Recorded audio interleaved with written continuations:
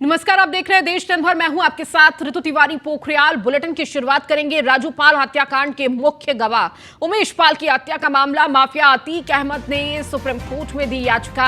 अतीक अहमद के वकील अनीफ खान ने सुप्रीम कोर्ट में दायर की याचिका। सुप्रीम कोर्ट से की गुजरात जेल से यूपी शिफ्ट नहीं करने की अपील। अतीक अहमद ने फर्जी एनकाउंटर की जताई आशंका। अगर यूपी भी लाया जाए तो सेंट्रल फोर्स की सुरक्षा में लाया जाए।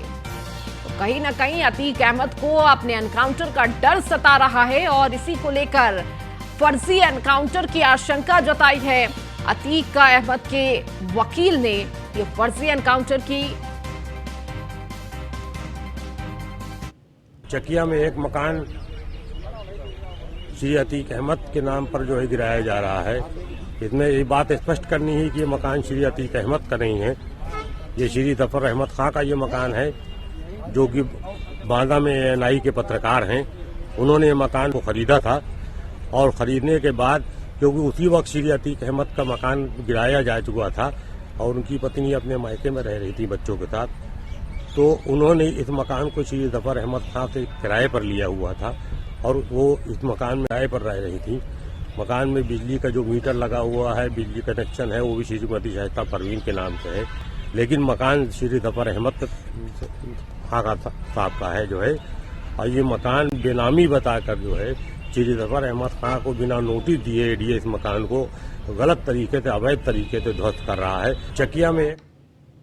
और अधिक जानकारी के साथ पीयूष हमारे साथ जुड़ चुके हैं। पीयूष, जिस तरह से अतीक अहमद को फर्जी एनकाउंटर की आशंका जताई जा रही है, डर सता रहा है और देखिए अपील भी की गई है कि उन्हें गुजरात की जेल से यूपी जेल शिफ्ट ना किया जाए।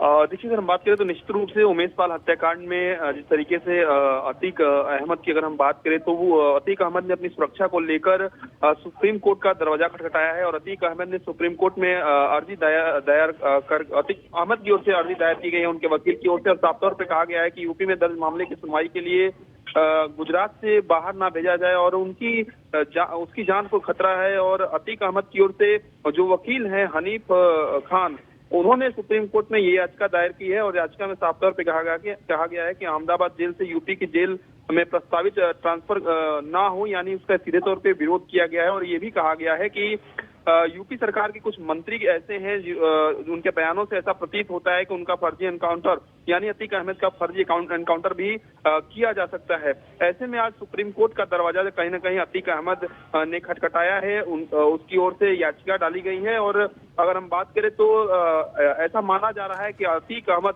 बहुत ही डर गया है, खासतौर पर उत्तर प्रदेश में आने से, और यही कारण है कि लगातार ये आशंका जताई जा रही है अतीक अहमद के परिवार की ओर से। क्योंकि भारतीय जनता पार्टी की बात करें या यूपी सरकार के मंत्रियों की बात करें तो ऐसे बयान निकलकर जरूर सामने आए थे जिसमें कहा गया था कि माफियाओं की गाड़ी भी पलट सकती है। ऐसे में कहीं ना कहीं अतीक अहमद डरा हुआ है और वो चाहता है कि किसी भी तरीके से वो गुजरात से यूपी उसे ट्रांसफर ना किया जाए। ये भी कहा गया है याचिका में कि अगर किसी कारणवश उसे यूपी लाया भी जा रहा है तो उसके लिए जो केंद्रीय सुरक्षा बल है उनकी निगरानी में उसे लाया जाए। तो तमाम तरीके की बातें उस याचिका में कही गई है। और ये भी कहा गया है सुप्रीम कोर्ट से कि इस पूरे मामले में सुप्रीम कोर्ट जल्द से जल्द सुनवाई करे, क्योंकि अतीक के वकील हनीफ खान का कहना है कि इस पूरे मामले में जो जस्टिस हैं, चीफ जस्टिस, वो जल्द से जल्द सुनवाई कर सकते हैं। हालांकि ये दावा जो है वो अतीक अहमद के वकील का हनीफ खान का है। तो निश्चित रूप से कई बातें की जा रही हैं, लेकिन आप देखिए आज की बात करें तो अतीक अहमद के करीबी पर आज योगी सरकार का बुलडोजर भी चला है। तो निश्चित रूप से माफियाओं में एक तरीके से उत्तर प्रदेश में खौफ व्याप्त है, जिस तरीके से योगी सरकार लगातार एक के बाद एक कार्रवाई कर रही है माफियाओं के खिलाफ और खासतौर पे बुलडोजर की कार्रवाई हो रही है, जिस तरीके से माफियाओं के एनकाउंटर हो रहे हैं। तो कहीं ना कहीं खौफ जो व्याप्त है वही डर एक तरीके से अतीक अहमद को भी सता रहा है और इसी कारण कहीं ना कहीं ये याचिका डाली गई है। ठीक है पीयूष, आप लगातार जुड़े रहिए और भी खबरों पर आपसे अपडेट लेंगे। अब खबर राजधानी दिल्ली से, जहां सीएम केजरीवाल ने कैबिनेट में मंत्री बनने के लिए नाम भेजे हैं। एमएलए सौरभ भारद्वाज और आतिशी के नाम पर मुहर लग सकती है। उपराज्यपाल वीके सक्सेना को भेजा है दोनों के नाम। सूत्रों से ये खबर आपको दे रहे हैं। जहां एमएलए सौरभ भारद्वाज और आतिशी के नाम पर मुहर लग सकती है। तो कल जहां एक तरफ डिप्टी सीएम मनीष सिसोदिया ने अपने पद से इस्तीफा दिया, तो वहीं सत्येंद्र जैन ने भी मंत्री पद से अपने इस्तीफा दे दिया, जिसके बाद अरविंद केजरीवाल ने इस्तीफा मंजूर भी कर लिया। और अब एमएलए सौरभ भारद्वाज और आतिशी के नाम पर मुहर लग सकती है। उपराज्यपाल को ये पत्र भेजा गया है, जहां कैबिनेट में मंत्री बनने के लिए ये नाम भेजे गए हैं। और अधिक जानकारी के साथ पीयूष हमारे साथ जुड़े हुए हैं। पीयूष, कल जिस तरह से घटनाक्रम देखने को मिला, इस्तीफे का घटनाक्रम रहा, और आज जहां उपराज्यपाल को पत्र भेजा गया है, नाम भेजा गया है। देखिए, अगर हम बात करें तो जिस तरीके से चाहे हम बात करें पूर्व में मंत्री रहे सत्येंद्र जैन या पूर्व में डिप्टी सीएम रहे मनीष सिसोदिया ने कल इस्तीफा दिया और उस इस्तीफे को स्वीकार भी कहीं ना कहीं कर लिया गया है। तो उसके बाद ये कयास लगाए जा रहे थे कि आखिर अब केजरीवाल सरकार में कौन कैबिनेट मंत्री बनेगा। और सबसे बड़ा जो नाम है वो विधायक सौरभ भारद्वाज की बात करें या आतिशी की बात करें, उनके नाम पर कहीं ना कहीं मुहर लगती हुई नजर आ रही है। और आपके सूत्रों की अगर हम बात करें, आम आदमी पार्टी के हवाले से सूत्रों से खबर आई है कि मनीष सिसोदिया और सत्येंद्र जैन के इस्तीफे के बाद से विधायक सौरभ भारद्वाज केजरीवाल सरकार में मंत्री बन सकते हैं। इसके अलावा आतिशी को भी कैबिनेट में जगह मिल सकती है। और अरविंद केजरीवाल ने इन दोनों को मंत्री नियुक्त करने के लिए एक जो फाइल है वो दिल्ली के एलजी को भेजी है। तो निश्चित रूप से दो बड़े चेहरे, सौरभ भारद्वाज की बात करें या आतिशी की बात करें, आम आदमी पार्टी में एक प्रमुख चेहरे के तौर पे जाने जाते हैं। अक्सर वो आक्रामक रूप से आम आदमी पार्टी का पक्ष भी रखते हैं। और अगर हम बात करें तो इस तरीके से सीबीआई की गिरफ्त में मनीष सिसोदिया आए हुए हैं और वो कल उन्होंने अपने पद से इस्तीफा दिया। इसके अलावा जेल में बंद सत्येंद्र जैन ने भी इस्तीफा दिया। तो निश्चित रूप से जिस तरीके से लगातार जांच एजेंसियां या कार्रवाई कर रही है, उसको देखते हुए या क्या कुछ इसके पीछे कारण रहा है, क्योंकि आम आदमी पार्टी अभी तक आक्रामक नजर आ रही थी कि दिल्ली के डिप्टी सीएम ने शिक्षा मॉडल में बेहतर काम किया है, हम दिल्ली के डिप्टी सीएम के साथ हैं, और तमाम तरीके की बातें उनके पक्ष में की गई। लेकिन एकाएक आखिर क्या कारण रहा कि उनके इस्तीफे को स्वीकार कर लिया गया है। लेकिन अगर हम बात करें तो दो नए नाम जरूर चल रहे हैं, जिसमें सौरभ भारद्वाज और आतिशी का नाम सबसे आगे है। ठीक है पीयूष, बहुत शुक्रिया इस जानकारी को देने के लिए। G20 की बैठक में शामिल होने के लिए विभिन्न देशों के डेलीगेट्स आज का रांची आ रहे हैं। इसी क्रम में दोपहर 2 बजे के बाद रिपब्लिक ऑफ कोरिया से मिस योनजुंग पार्क और सिंगापुर से मिस यातेन और डॉक्टर वीएन एलिजा एंग और साउथ अफ्रीका से वर्नाडा bladder Grice Birsa Munda airport पहुंचेंगे। सभी प्रतिनिधियों का बिरसा मुंडा एयरपोर्ट पर झारखंड के पारंपरिक नृत्य के साथ जोरदार स्वागत किया जाएगा। इसके बाद उनका काफिला कड़ी सुरक्षा के बीच होटल रेसिडेंट ब्लू पहुंचेगा।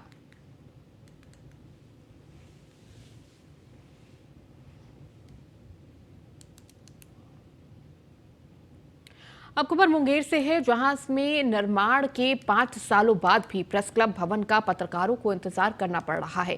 आपको बता दें कि प्रेस दिवस 2014 के मौके पर तत्कालीन मुख्यमंत्री जीतन राम मांझी ने बिहार के सभी जिलों में पत्रकारों को सुविधाएं उपलब्ध कराने के उद्देश्य से प्रेस क्लब भवन के निर्माण की घोषणा की थी, जिसके बाद राज्य के सभी जिलों में पत्रकारों के लिए प्रेस क्लब भवन का निर्माण कराया गया।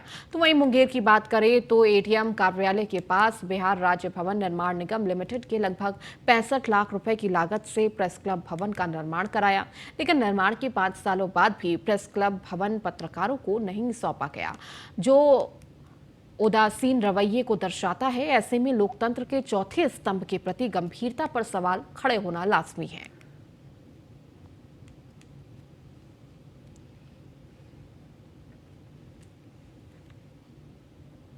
जम्मू कश्मीर के कटरा नगरी में श्राइन बोर्ड की तरफ से माता वैष्णो देवी के यात्रियों के लिए रोपवे लगाए जाने की तैयारी की जा रही है, जिसके बाद स्थानीय लोग, दुकानदार, कारोबार से जुड़े व्यवसाय लोग विरोध प्रदर्शन कर रहे हैं। प्रदर्शनकारियों का कहना है कि रोपवे के लगाए जाने के बाद उनका कारोबार ठप हो जाएगा और पर्यावरण को नुकसान पहुंचेगा। समय हम कटरा में हैं और जहां एक तरफ व्यापारी लोग गंडोला प्रोजेक्ट को लेकर कहीं प्रदर्शन किया जा रहा है, लेकिन वहीं दूसरी तरफ श्रद्धालुओं में काफी जोश देखा जा रहा है। अब घंटों का जो सफर है वो मिनटों में तय होगा, यानी कि कटरा से भवन जाने के लिए घंटों लगते थे, लेकिन अब मिनटों में आप वो सफर, वो यात्रा तय कर पाएंगे। कितनी खुशी की बात है मैम। बहुत खुशी की बात है, क्योंकि घोड़े में भी समय लगता है, ऊपर से अपनी कमर वगैरह दुख जाते हैं, कई बच्चे बूढ़े डरते भी है घोड़े से। और रोप में जैसे हम भैरू बाबा के जाते हैं तो हमें बहुत अच्छा लगता है, और बहुत जल्दी तो हम तो रोप अगर आप लगाते हैं तो हमें बहुत खुशी होगी। इससे टाइम सेविंग हमारा हो सकता है, और जो हमारी कॉस्ट है वो भी अफोर्डेबल रहेगी, क्योंकि जो हेलीकॉप्टर है या फिर घोड़ा सवारी है तो उसकी कॉस्ट भी हर कोई अफोर्ड नहीं कर सकता है। ये तमाम लोग घोड़े पिट्ठू वाले हैं, जो कि कहीं ना कहीं कटरा से यात्रियों को लेकर जाते थे, भवन तक पहुंचाने का ये लोग काम करते थे। उस प्रोजेक्ट से इन लोगों को बेहद मुश्किलात होने वाली है। जानते हैं कि अगर ये प्रोजेक्ट यहाँ पर लगाया जाता है तो आपको कितनी ज्यादा मुश्किल होगी। जय माता की सर, ये अगर प्रोजेक्ट यहाँ चलता है तो हजारों आदमी यहाँ काम करने वाले हैं, उनके पीछे लाखों आदमी हैं जो इसी रोजगार से पलने वाले हैं सर।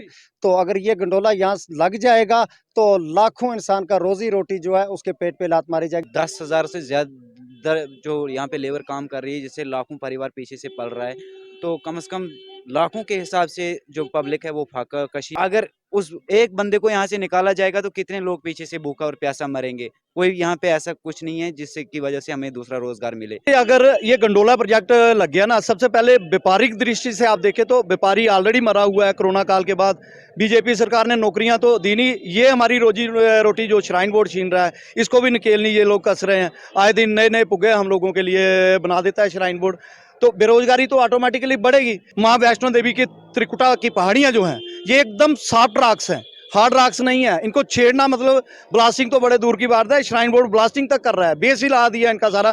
कल को हमारा ये जो कटरा धाम माँ वैष्णो देवी का पावन धाम जोशीमठ की तरह अगर यहाँ पे कोई त्रासदी आ गई तो जिम्मेदारी किसकी होगी। ये प्रोजेक्ट जो है ये आस्था के साथ खिलवाड़ है, और इसको गंडोला नाम दिए हुए ये कैंसर की बीमारी है, और ये कैंसर की बीमारी हम नहीं चाहते हैं कटरा में और जो पंचायत पुराना द्रूड़ में। अगर जहाँ पे नौजवान अगर काम कर रहा है, अच्छे तरीके से यात्री की सेवा कर रहा है, तो वो रोजगार की वजह से, जब रोजगार ही नहीं रहेगा तो नौजवान भटकेगा, और नौजवान भटकेगा तो आप जानते ही हैं लोग क्या उसका नतीजा क्या निकलता है। इसके लिए एलजी प्रशासन को सोचना चाहिए कि नए रोजगार तो आप दे नहीं सकते, इंडस्ट्री एरिया तो है नहीं हमारा। एक ही आ जाके यात्रा वैष्णो देवी जो है यही यात्रा है जहाँ 8 डिस्ट्रिक्ट को रोजगार देते हैं। ये यात्रा कटरा छोटी जगह नहीं है, कटरा पूरे जम्मू कश्मीर की एक हब है, तो इतने लोगों को जहां अगर रोजगार मिलता है, अभी कोई भी आदमी आ जाए जहां पे उसको रोजगार मिल सकता है, नहीं तो ये रोजगार बंद हो जाएगा सारा कुछ। इनका एक कमर्शियल हो जाएगा कि ट्रेन से यात्री उतरे और गुंडोले पे बैठे दर्शन करे वापस चला जाए। कटरा को क्या मिला? हमने सदियों से माता रानी जो हमारे बुजुर्गों ने हमें जो विरासत में दिया हुआ, इसकी सेवा करना सिखाया हुआ, जज्बो सिखाया हुआ, उस विरासत को हम आने वाली पीढ़ी को क्या देंगे? यही देंगे कि श्राइन बोर्ड को हमने सारा कुछ दे दिया। श्राइन बोर्ड से पैसे कमाने के चक्कर में श्राइन बोर्ड इसको बिल्कुल टोटल कमर्शियलाइज कर देता है। श्राइन बोर्ड को चाहिए कि अपनी आस्था के, वैष्णो देवी की जो आस्था है सिर्फ उसकी सेंटिटिविटी कायम रखे, ना कि व्यापार में पड़े। ये व्यापार के पढ़ने के चक्कर में, व्यापारी केंद्र बनाने के चक्कर में पड़े। जानना चाहेंगे कि श्राइन बोर्ड प्रशासन से किस तरह की आपकी बातचीत हुई? देखिए, आज हमारी उनसे जो मुलाकात हुई, उन्होंने इस बार हमारे साथ माना है कि हम जल्दी से जल्दी एलजी साहब से आपकी मुलाकात करवाएंगे। जब तक एलजी साहब की आपसे मुलाकात नहीं करवाएंगे तब तक कोई भी गंडोले का जो प्रोजेक्ट है उसको आगे नहीं बढ़ने देंगे, हम उसको वहीं स्टॉप करेंगे। तो हमने उनको कहा कि आप जल्दी से हमारी बात करवाएं। लेकिन मुद्दा हमारा एक ही है, चाहे उनसे हम मिलें या जो भी होगा, हमारा मुद्दा है कि रोबे नहीं लगेगा और नहीं लगाने देंगे हम। तो साफ तौर पर कटरा नगरी के लोगों का ये कहना है कि गंडोला प्रोजेक्ट को पूरी तरह से खारिज किया जाए, क्योंकि अगर ये प्रोजेक्ट लगता है तो उसके बाद कहीं ना कहीं बहुत सारे जो लोग हैं वो बेरोजगार हो। इस बुलेटिन में फिलहाल इतना ही। बने रहिए न्यूज़ 1 इंडिया के साथ।